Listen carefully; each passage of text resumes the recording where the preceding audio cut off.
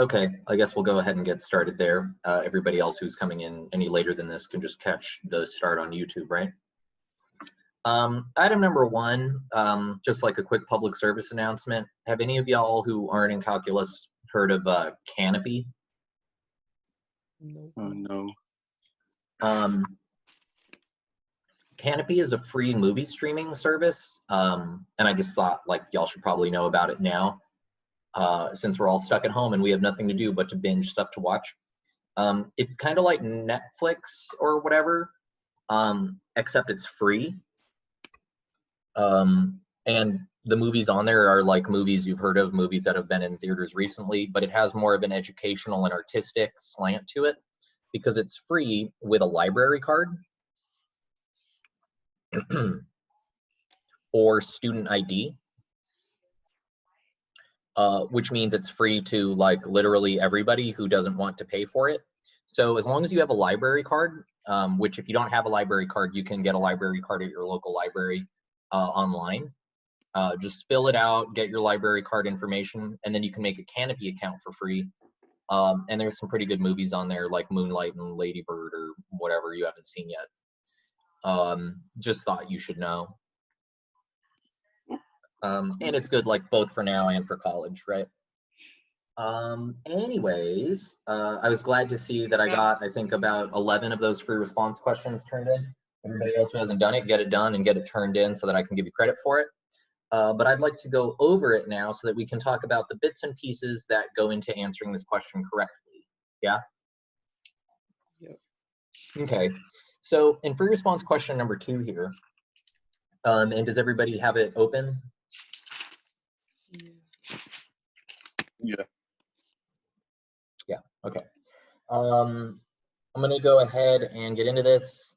I was gonna print it out and work on it printed, but my printer ran out of toner and now I have to wait forever to get a new freaking cartridge delivered. Unit 2, free response. Okay, so here's a quick sketch of our diagram. We have a table with a block on top. That block is run to a pulley. That pulley has below it 2 other blocks, which are stacked up on top of each other. And so this is 3, 2, 1. Okay. And so this question is the long free response. So if this was a 15-point split, that means this guy is worth 9 points. Keep in mind that on your AP test, the first question will be worth more than the second question because they're giving you more time for it.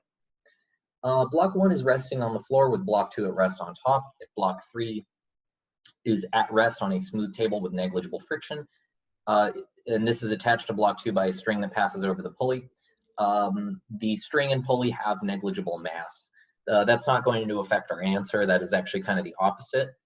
Because again, as I'm always reminding y'all, those of y'all headed to university, that these types of questions when you're in college, depending on what you're majoring in, might ask you to deal with what's going on with the pulley and the string included, in which case you would have to consider the moment of inertia of the pulley, and you would have to set up some sort of differential to talk about the string, because as more and more and more goes over the string and adds to the length of the string on this side, it'll actually add a little bit to the weight that's hanging off of the pulley.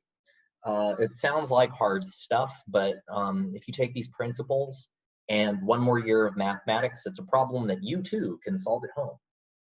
Nonetheless, this question is asking us pretty basic stuff about this scenario. Item number 1, we want to draw a free body diagram that represents block 1, which we need to practice this stuff because I guarantee you there will be free body diagrams on your actual AP test. So here we're going to consider the forces acting on block 1. I should do it this way so it's easier to read later. On block 1, what forces are acting? Ooh, sorry. I left people waiting in the waiting room. My apologies. What forces are acting on block 1 here? Normal force. The force from block B? So I heard lots of good things, and while this does have a normal force that is acting on it, we're actually going to wait until the end in order to toss that on, because if we do that now, we might get the magnitude wrong. Let's start off with basics. What force is always acting on an object so long as that object is on a planet? mg. Mg, it has that on it at least. So for block 1 here, it's going to have an m1g, its own weight. And what else is acting on it? The weight of block 2, like what would The that? weight of, yeah, the weight of block 2, because it is stacked up on top of block 1, right? Mhm. And so I'm going to have to add another vector on here that also points down, because gravity points down towards the center of the planet. And when it comes to adding on m2g, we have to keep in mind that that vector has to be shorter than m1g, simply because it is a smaller, less massive block. And where we draw it is up to us. Technically, you could also originate it on block 1 and have it point down side by side in parallel, or you could stack them end on end. Both are correct. So I'm going to go ahead and stack it end on end here with m2g. And what other forces are acting on block 1? Because this definitely can't be a complete picture.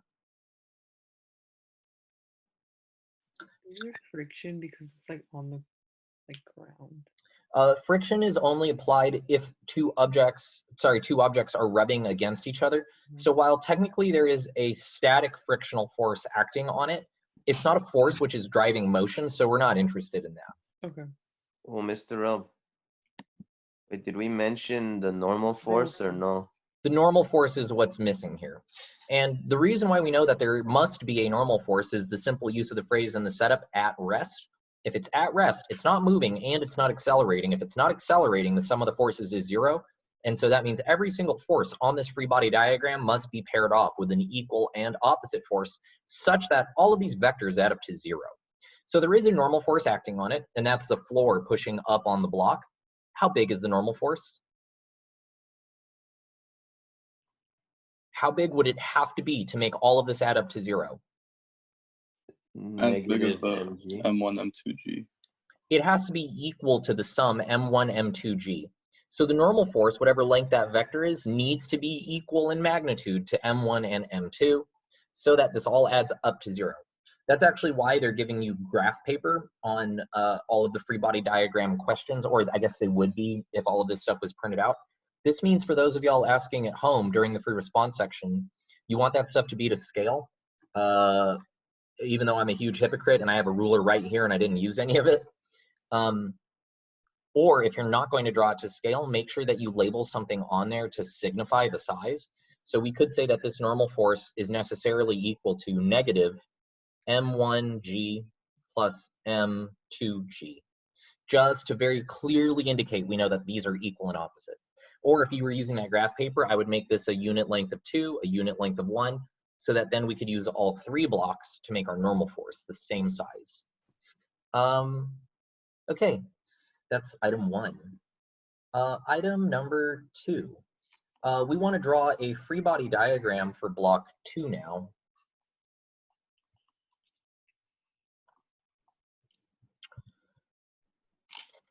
Which is, I don't know, might be easier, might be harder, depends on your approach.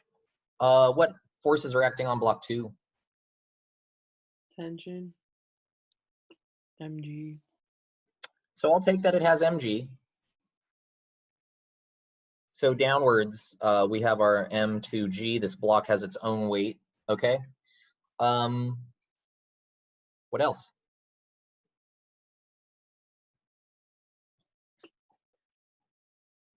Has normal force, right? Normal force. So block 2 is in contact with block 1, and they are in contact right here. So we have that contact force. Yep, there's also a normal force. And is there anything else?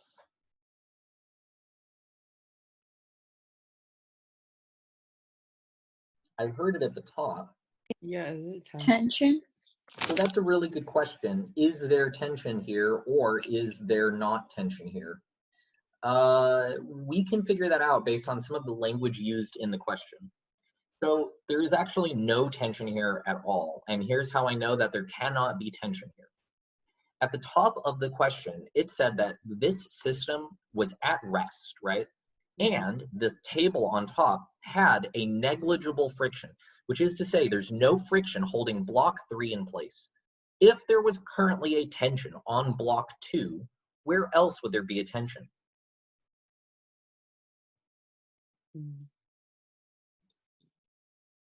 If there was a tension pulling down on block 2, since they share a string, where else would there be a tension? Block 3. Block 3. There would have to be a tension pulling block 3 forward. And right now, is block 3 accelerating forward? Nope. No. That tells us that there cannot be any tension in the string right now, so long as block 2 is sitting on top of block 1. Is that okay? Is that okay? Mm-hmm. Okay. So now they get to the motion part, right?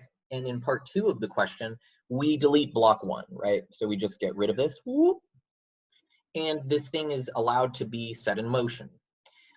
So we have a pretty good idea in our head, and we better, because we did this lab.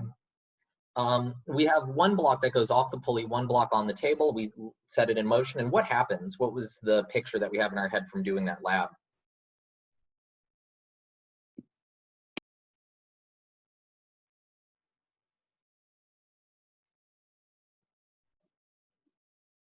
What happens after we pull block 1 out? Block 2 starts to fall due to gravity, and it pulls block 3. Block 2 begins to fall due to gravity, which accelerates block 3. So both of these guys move together, right? Mm-hmm. Okay. So block 1 is removed without disturbing block 2. Consider a scenario, and they're giving us a situation here. So item B1, where mass 3 is greater than mass 2. And actually, real quick, just a little bit of a spoiler. This information is irrelevant. This is actually here kind of to distract you. We can invent all of the equations of motion for this system from first principle. And so we want to make a claim about what's going to happen to block 3 just kind of in words before we write out our equations. And then we want to see if that's consistent with our guess. So y'all just said, or we kind of agreed that with the removal of block 1, 2 will fall, and 3 will be set in motion. And I would argue, because both of these are attached by a string, they're basically stuck together, right? They're going to remain the same distance apart when they begin and when they end.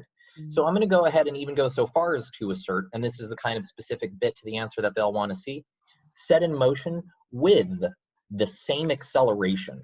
That is the thing that they will have in common. They're going to move as one object. And so they're now asking us to write out the equation of motion for this, which is to say, find a way to talk up how that acceleration can be calculated, right? We've actually dealt with this before, and this device has a name that you might want to Google and maybe read the Wikipedia article on because of how common this exact setup of objects is. Does anybody remember what like last name is attached to this? Begins with an A. Is it an Atwoods? Yeah, this is a janky version of an Atwoods machine.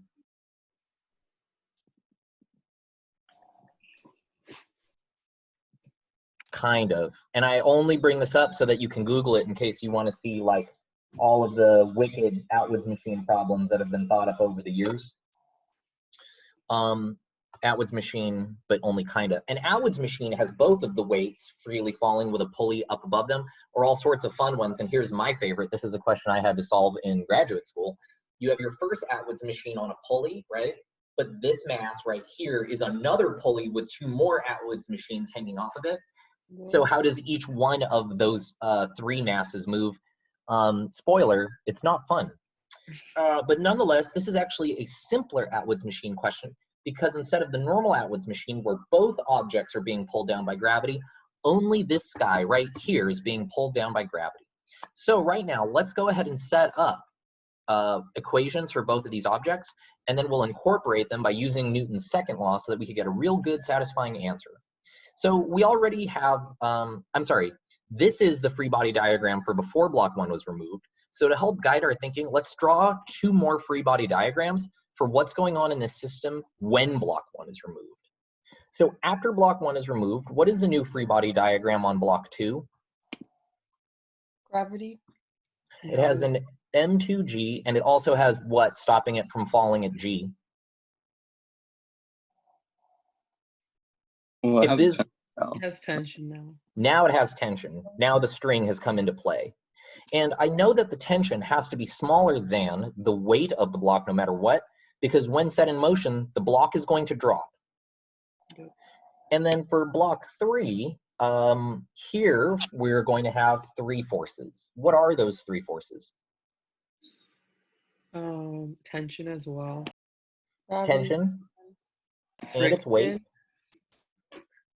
Oh, I'm sorry. This should be, and keep in mind the size of these arrows matters. So since block 3 is chunkier, I need to make its weight vector bigger. It said friction was negligible in the setup. So I think if you put friction on here, you wouldn't get docked points. It says it's negligible, not that it's 0. So you could put that vector this way pointing left, but it would be real tiny and it's not going to factor into the math. Okay. Also, it just got darker in my webcam for some reason. And there's one more force here, because this is saying that the block is going to smash through the table this way, but it's not. How come it's not? There's some normal force. There is a normal force acting on it. The table is supporting the block. And so what we want to do is we now want to write this out using Newton's laws. And yeah, we want to write this out using Newton's laws, and we are going to cancel out everything that cancels out to figure out what is the driver of the motion here overall. So Newton's second law, and what is it? F equals ma. The sum of the forces is equal to ma. Make sure when you write it, you write this. This is crucial, right? This is literally worth points because this and this are not the same thing. If we want to figure out how the motion is going to be driven, it's not that we're going to consider what all of the forces do individually. We're going to consider what happens when we take their sum, when we add them up. And so if I want to know, well, how are these 2 blocks going to move? Well, it's going to be the tension plus the tension plus M2G plus the normal force acting on block 3 plus M3G, and this is going to be equal to MA, where M is all of the mass, because if these 2 blocks are moving together, we have to consider their total mass. So that'll be M2 plus M3, then multiplied by acceleration. Is this okay? Mm-hmm. Okay, so here, what cancels?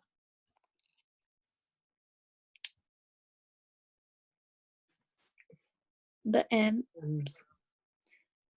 No. Nope. No. No. Which forces cancel? Because some of these we know to be equal and opposite. Normal force and Normal force and mg. the sum of these 2 vectors must be 0. They're equal and opposite. They cancel out what the other one does to the system. There's another pair of these vectors that adds up to 0. Tension? The tension adds up to 0. Why does the tension add up to 0? Because is like both tensions are like equal and opposite too? Like one. The tension is what we consider to be an internal force. The tension is just a force that is necessary to hold the objects together, but in terms of driving the motion of the system overall, it has no impact. One of the tensions points towards the inside of the system. One of the tensions points in the opposite direction. The 2 are equal and opposite. So now all we have to do is solve for A, and so the acceleration of this system overall must be equal to m2g divided by the sum of m2 plus m3. And so it actually doesn't matter whether or not mass 3 is bigger or smaller than mass 2. That information is irrelevant to us. No matter what, as long as mass 2 exists, this system is going to accelerate. Now, if M3 is very, very, very, very large compared to M2, that's going to blow up our denominator. And what happens when the denominator of a term increases?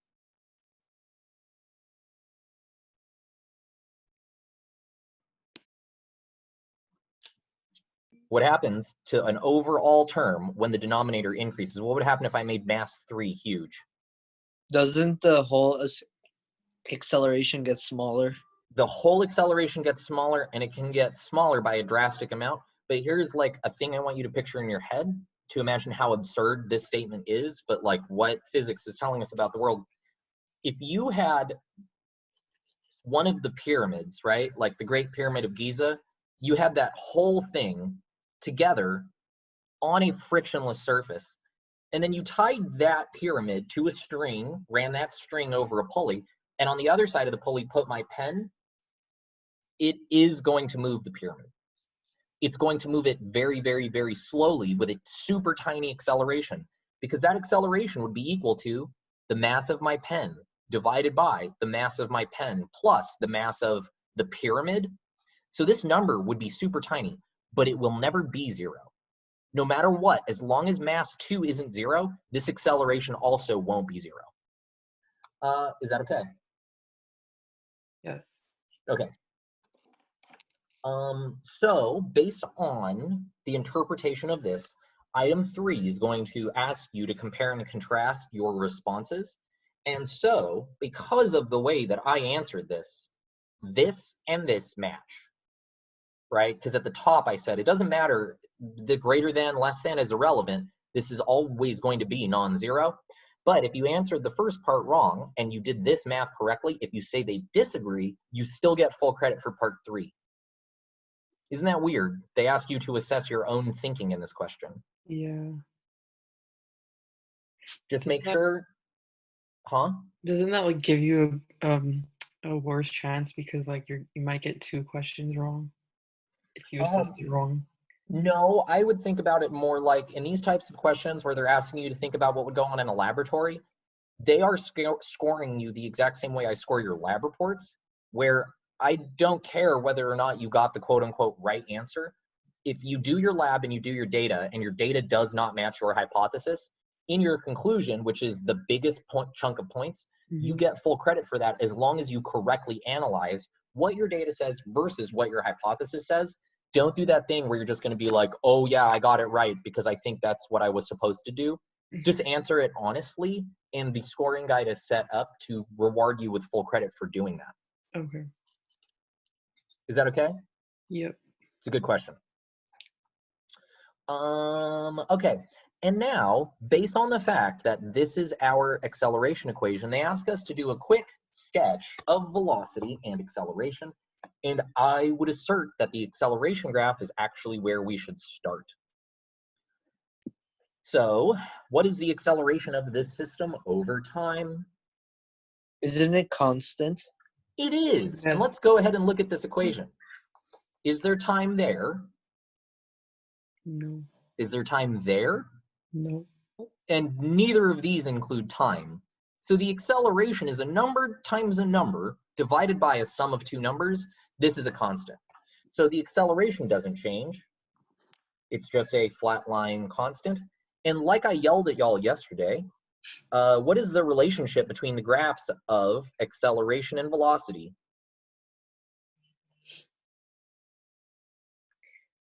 Isn't it a positive line now? Acceleration is the slope of velocity. So this is saying that, well, acceleration is some positive constant as long as we set up our problem that way, which I guess I'm saying in this problem down is the positive direction. So what does a line look like if its slope is a positive constant? Isn't it? There's another positive slope. It is a line with a positive slope. Yeah. So acceleration is constant. It should be a line of slope 0. Velocity is constant. It should be a line of slope 0. And there is a second correct answer we could get here. If you set up your coordinate axis, and instead of saying we live in a world where down is positive and up is negative, instead if you had your stuff swapped and you said, oh, gravity is negative 9.81, that means that your acceleration is a negative constant and that your velocity is a line with a slope that is negative. But as long as your answers are paired off, you get full credit. So either this line and this line, or this line and this line, there's no difference. There's no difference between those types of responses. What direction is positive and negative is up to you. Is that okay? Yeah. Okay. And then that ends it for the first side, and then side 2. Two identical blocks, A and B, are on a horizontal surface where there is negligible friction between the surface of the blocks, as shown in figure 1. Block A is initially moving towards block B with a velocity of v sub o, and block B is initially at rest. The two blocks are in contact and they collide a short time later. The figure shows where their center of mass is. So this is asking us about some kind of collision, right? And then they mix it up in the second part. So let's just go ahead and start off. So for part A, they're asking us to do the free body diagram for what happens during the collision. So this is part 2. What they called it? Yeah, question 2. We have two blocks and two blocks collide. A into B. Mr. Robinson, Yeah. could I ask a quick question about the last one we just did? Yeah. So yesterday when we were taking notes, remember how we drew that graph that was going, like, before time 1 it was a positive slope for velocity? Before time 1, it was a positive slope for velocity. Let me grab my notes. Okay. Don't recall. Oh, nope, those are the wrong notes. That's geometry. Okay.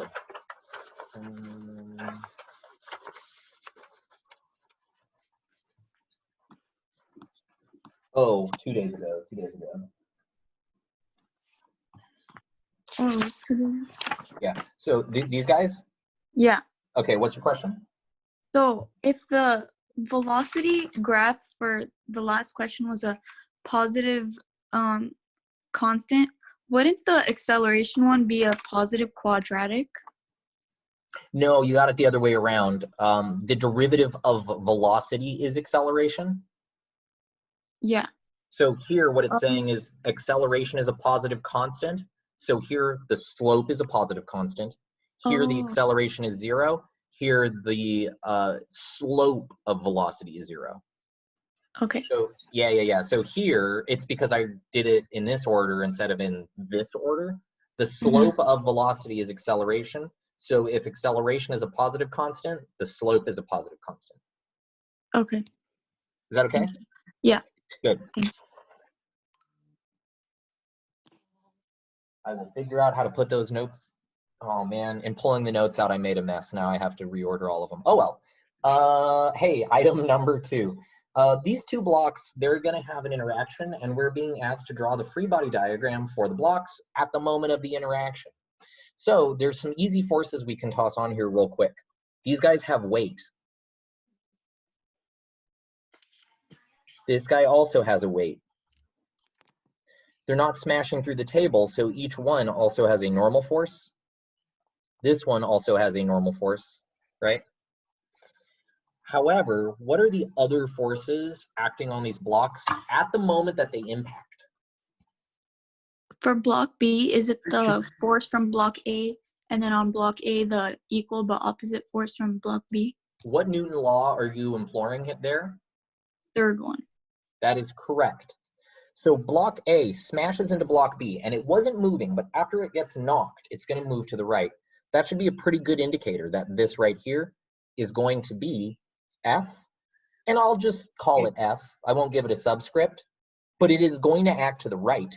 And then in your logic, you're like, well, okay, Newton's third law says every force has to have an equal and opposite reaction force. If block A does this to B, by definition, block B must do the same thing backwards to A. Now, don't get me wrong. Which way is block A going to move after the collision? Right.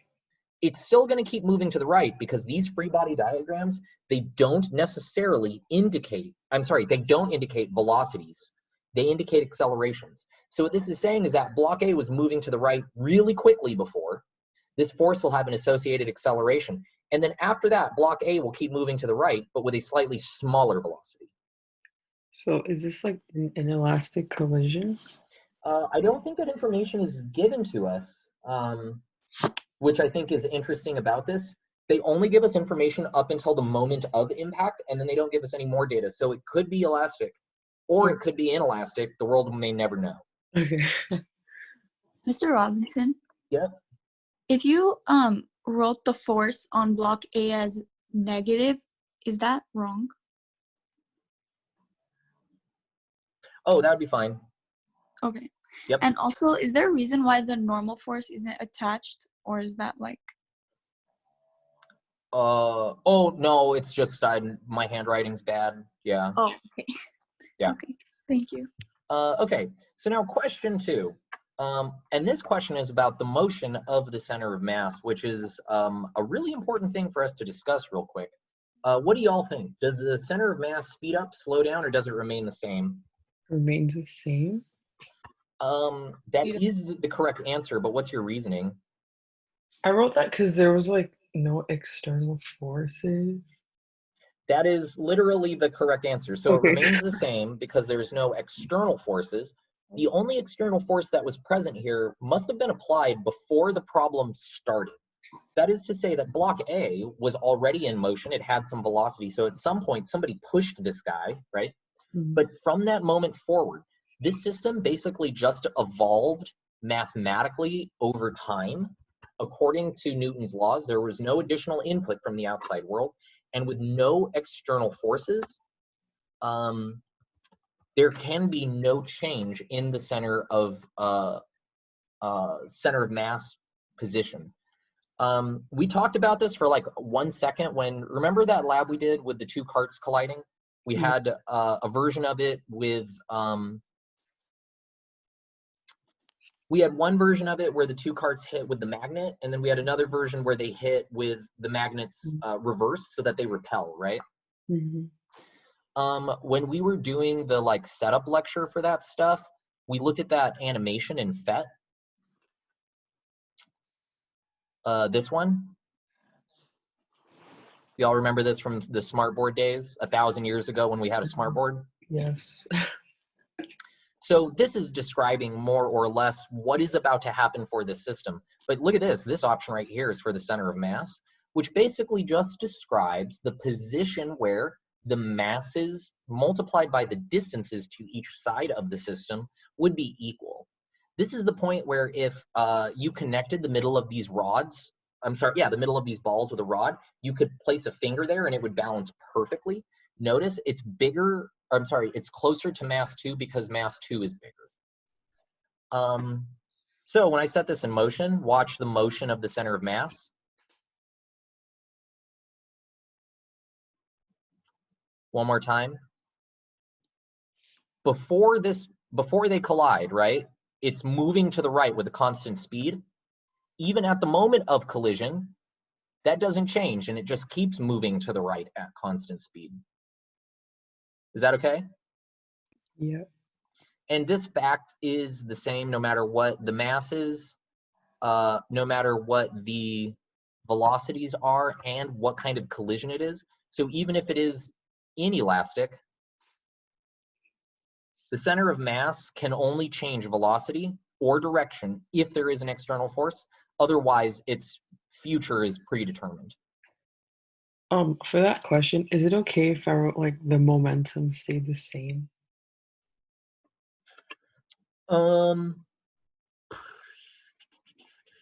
If you said specifically momentum is conserved, that might swing full credit. No external forces is I wrote better. that too. Okay. That's a better answer. Wait, Mr. Rob. Yeah. I said it was elastic, but then I also mentioned that momentum would be conserved. So would that be okay or no? And this is getting maybe a little too deep in the physics, though. I mean, yo, what else are we here to do, right? That's why this is AP. When you say that momentum is conserved as a phrase, you are actually saying that the sum of the forces on the system is 0, and that's where these conservation laws come from anyway. When the two objects doink into each other, we initialize Newton's third law, which is how we figured out that this is F and this is negative F, right? That's the same as saying that on the system, when these two objects doink into each other, that this force and this force in total, what do they add up to? 0. They add up to 0, right? So you are saying by drawing the free body diagram this way that the sum of the forces is 0, which is to say that 0 is going to be equal to F minus F. And hey, what's that thing called that we get when we multiply force by time? Impulse. Impulse. So I'm going to go ahead and I'm going to take this equation and I'm going to multiply both sides by time. So that is to say 0 multiplied by time is going to be equal to force multiplied by time minus force multiplied by time,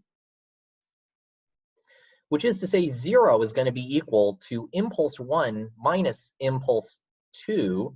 And Michael, what is impulse change?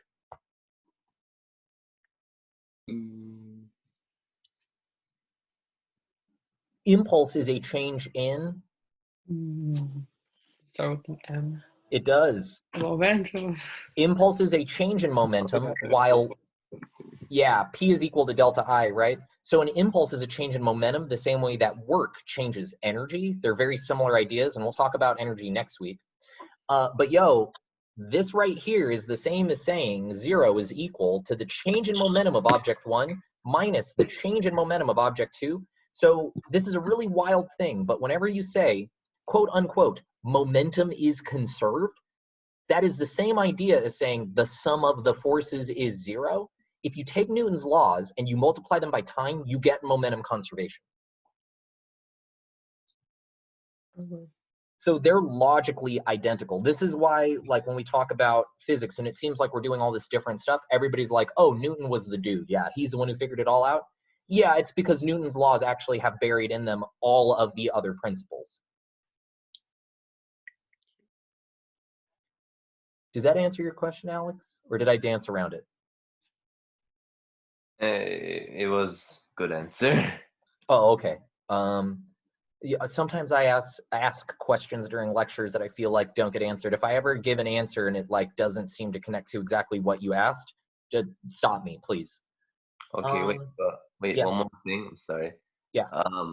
For the first part of A, like, do you have to draw like the full like free body for each one to get full credit, or is it okay that you show that they're like repelled like with like in the like, question they only ask for the forces which drive the motion, so to answer with this and this and this and this would be overkill. This force and that force would receive full credit alone. I just wanted to do this because I think we can all benefit from doing a bunch more free body diagrams. Okay, thank you. Yeah, you're welcome. But yeah, technically in that question, they weren't asking for a full-blown free body diagram. So basically, if they're not giving you graph paper, they're not asking for the full picture. Okay, and now in item 3, they get spicy, right? So the surface is tilted to an angle of 37 degrees from the horizontal, as shown in the figure, and the blocks are given a push so that they both have that same initial velocity. Each block has a mass of 0.2 kilograms, which interests us only because they're the same, right? The number doesn't really matter, but being told that the masses are the same will be convenient in a moment. And what we want to know is the blocks collide 0.5 seconds later. What is the speed of the two-block system just as they collide? Yeah? Yeah. So, as physics people are known to do, instead of working hard on this problem and coming up with some X and Y mechanics, I'm instead going to rotate the entire world. I'm going to do what I always do when it comes to ramps, and I'm going to rotate the Earth 35 degrees so that instead of looking at these two blocks colliding on this ramp in this way, instead we can pretend that they are just on a flat surface, which always makes everybody feel more comfortable. So we take this, we rotate it 35 degrees. We have our two blocks moving this way, moving this way. However, in this case, momentum is not going to be conserved in the traditional sense, because there will now be a presence of an external force acting on both blocks, yeah? Mhm. And so to figure out what the deal is with that external force, I'm going to start off by drawing the free body diagram for these blocks here, and then we'll talk about why it's a lot cooler to rotate it and think about the world this way. So here on each of these blocks, I would assert there are only two forces acting on them. They have a weight, and they're not blasting through the ramp, which means there is a proportional normal force. So this guy also has a weight, and this guy also has a proportional normal force. Now, if I were to rotate the whole world 35 degrees to get rid of the ramp, the normal force points a cool direction. That's great. I love that. And you know what? I'm sorry. I should have been clear. This arrow doesn't represent a force. That represents their velocity, right? Those are not forces. That's just the way that they're set in motion initially. Okay. However, when it comes here to mg, that doesn't point in a convenient direction once I rotate it. If I were to take that and I were to rotate it 35 degrees to make it flat, it's going to point down at some crazy angle, right? Yeah. So what do we do to break that vector into the two directions that we care about? Trig. Trig. We're going to use sine and cosine to get the two components that actually matter to us. So the downwards piece is going to be mg cosine theta, and the rightwards piece is going to be mg sine theta. Same thing here for this guy. Its weight is going to be mg cosine theta down, and it's going to be mg sine theta to the right. Is this okay? Yep. Okay. So the normal force and the mg cosine theta for each of these blocks, they cancel out. So here's what is going on. The way that y'all should think about this if you rotate these blocks. This block, the one on the left, has an initial velocity, and it also has an acceleration. So it is going to accelerate down the ramp towards the block that is further down on the ramp, which, duh, that's how ramps work, right? This is just us forcing the math to agree with that basic bit of logic. What about the other block? Which way is its velocity? The opposite direction. The opposite direction. It's moving this way, but notice it's still also being pulled down the ramp. Mm-hmm. So this guy's acceleration points to the right. So before the collision, this first block on the left is actually going to speed up from its initial 0.35 meters per second, while this block is going to be slowed down by its acceleration, pointing in the opposite direction as its velocity. So when they impact, this is going to be moving slower than 0.35 seconds. And how much acceleration is this?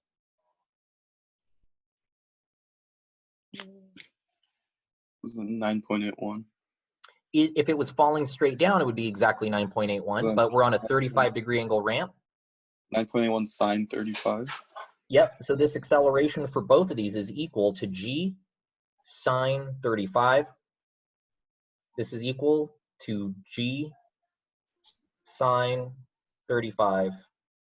Wait, Mr. Rob, I think it's 37. Yeah, it's 37. Oh, 37. I got 5 on the brain from the velocity.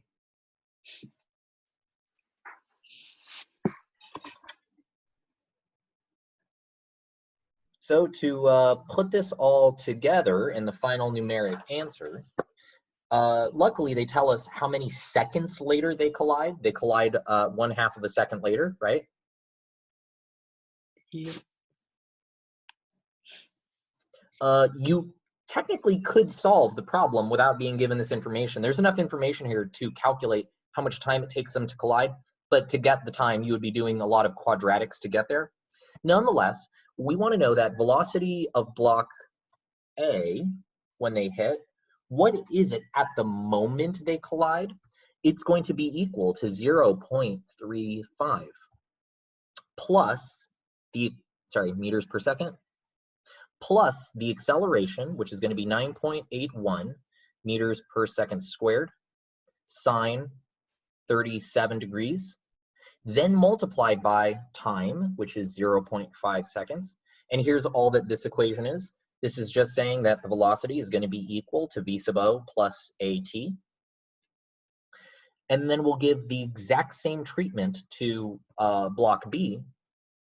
The only difference is, since it's moving up the ramp, I'm going to say that it's moving at a negative 0.35 meters per second, plus 9.81 meters per second squared, sine 37 degrees, multiplied by 0.5 seconds. And again, it's the same thing. It's just v is equal to v sub o plus at. And the reason why the velocities are opposite is that they're moving towards each other. So one is negative, one is positive. And it makes it so that block A is sped up because the velocity and the acceleration are both positive. But here, the velocity is negative and the acceleration is positive, so block B will be slowed down. Once you have these two, if you want to calculate what their velocity is after the collision, we use an inelastic collision equation, which is to say ma plus mb times their final velocity will be equal to va plus mb vb, where these are the velocities you use, the sped up A and the slowed down B.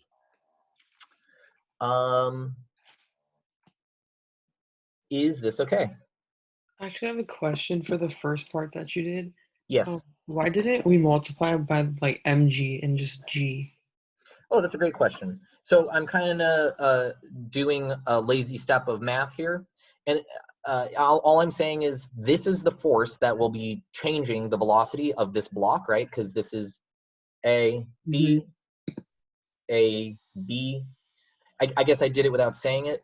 If by Newton's laws, if the sum of the forces is equal to this, so this is the only force, if this is equal to ma, then the m's cancel, and acceleration is just g sine theta. Okay, thank you. Nope, great question. Anyway, Mr. Rob, yes.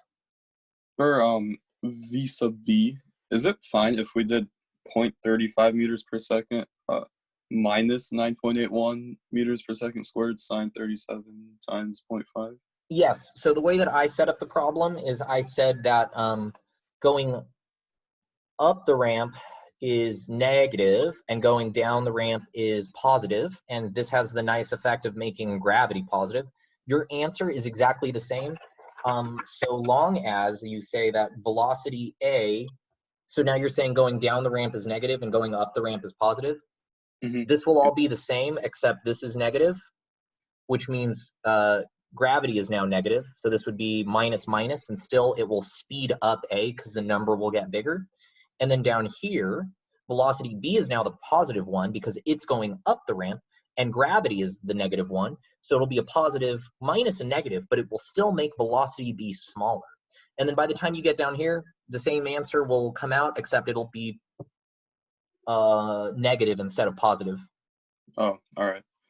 Yeah, if your signs ever differ from mine, assuming I didn't make a mistake, which is a big assumption, but if your signs are ever different from somebody else's when you set up a problem, they should all be flipped. All of them. All right. Thank you.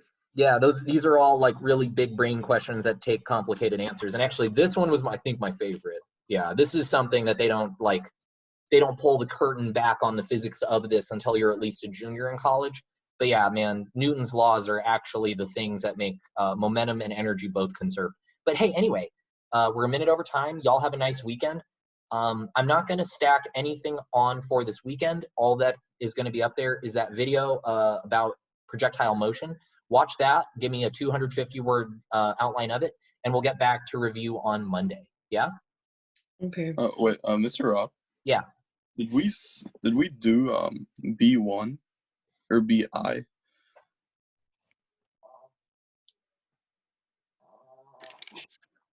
Yes. It's this. It's mg sine theta. Oh, okay.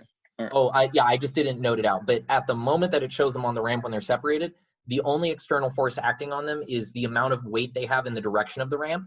The normal and the mg cosine theta portion of the weight cancel. All right. Okay. Thank you. Yeah, sorry about that. That's fine. Anyway, y'all have a nice weekend. Check out that video. That's all that I have for homework. And on Monday, I'll assign y'all another free response question.